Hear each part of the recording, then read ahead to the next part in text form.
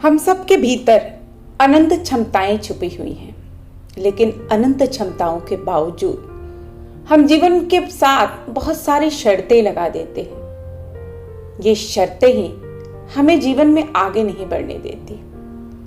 आज की जो कहानी है वो भगवान गौतम बुद्ध के सबसे प्रिय शिष्य आनंद की कहानी है, जो उनके साथ पूरे जीवन काल एक साए की तरह रहे। लेकिन कहते हैं कि इसके बावजूद भी, इतने सालों के साथ के बाद भी उनको ज्ञान बोध की प्राप्ति नहीं हुई।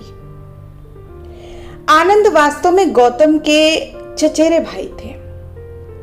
जब गौतम ने लोगों को सन्यास की दीक्षा देना आरंभ किया तो आनंद ने एक दिन उनके पास आकर कहा कि मैं भी भिक्षु बनना चाहूंगा, लेकिन अगर मैं तुम्हारा शिष्य बनूंगा तो एक शर्त है।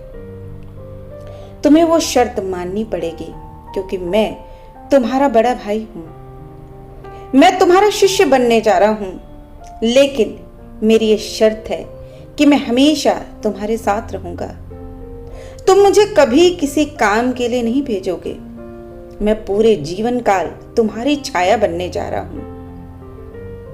गौतम बुद्ध ने अपनी नजरें उठाई और कहा, ये आप पर निर्भर है, मुझे कोई समस्या नहीं है। यदि आप शिष्य बनना चाहते हो और आप एक शर्त रखते हो तो आपको शिष्य होने का स्वाद मिल ही नहीं पाएगा।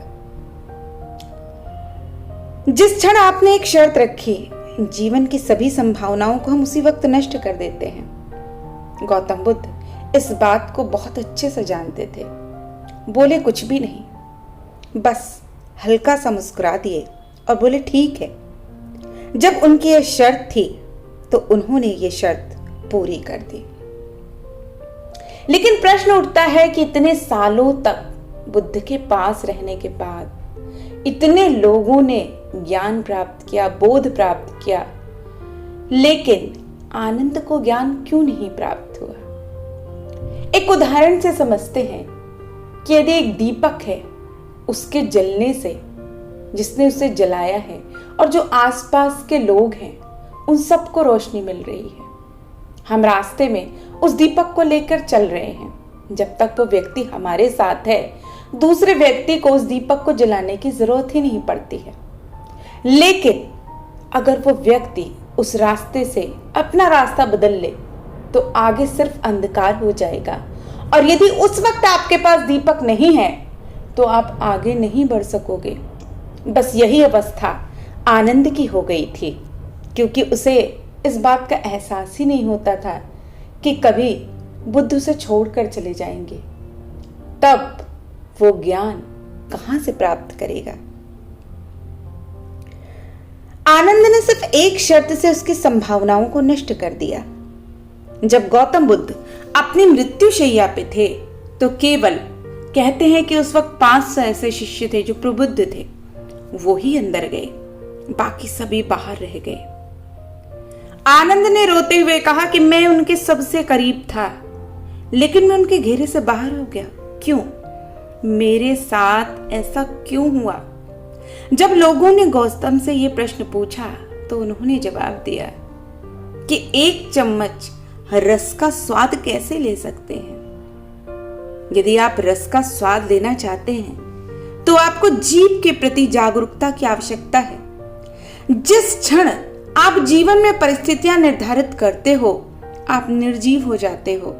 आप एक चीज में सिमट जाते हो और उस चीज को कम करने की कोशिश करते हो, लेकिन वह दूसरी बात आपसे दूर है। और यही बात आनंद के साथ होती है। जब बुद्ध की मृत्यु हो जाती है तो वह फिर से उस प्रबुद्ध घेरे में जाने का प्रयास करते हैं, तो वहां महाकश्यप उन्हें रोक देते हैं और उनसे एक प्रश्न पूछते हैं कि आनंद, अंदर आने से पहले दरवाजे के सारे खंभे गिरा दो। आनंद कुछ समझ नहीं पाते हैं। वो वहां से चुपचाप चले जाते हैं और उसके बाद ध्यान करना शुरू करते हैं। कुछ समय बाद, कुछ दिनों बाद वो फिर से लौटते हैं और महाकश्यप उन्हें अंदर आने से पहले फिर पूछते हैं कि दरवाजे के सारे खंभे गिरा दो। तो आनंद कहते हैं कि मैं बिना दरवाजे को खोले ही पहले से ही अंदर हूं। तब महाकश्यप उन्हें अंदर आने देते हैं, क्योंकि जब वो स्वयं ध्यान में बैठते हैं तब उन्हें उस ज्ञान का पता चलता है जो सिर्फ बुद्ध के रहने से उन्हें हर वक्त एहसास होता था कि ज्ञान उनके साथ है। लेकिन जब बुद्ध नहीं रहते हैं तो उस ज्ञान को प्राप्त करने के लिए उन्हें स्वयं ही प्रयास करना पड़ता है। और यही वजह है कि हमेशा ये कहा जाता है कि यदि आपको जीवन में कुछ भी प्राप्त करना है तो खुद से प्रयास करो, क्योंकि बिना खुद से प्रयास किए, चाहे आप कितने भी गुरु के सानिध्य में हो, कितने बड़े ही इंसान के सानिध्य में हो, आप उस जैसे नहीं बन पाओगे। क्योंकि उसके लिए बनने के लिए, उस जैसा होने के लिए आपको खुद बुद्ध होना पड़ता है। बस यही बात आनंद के साथ हुई।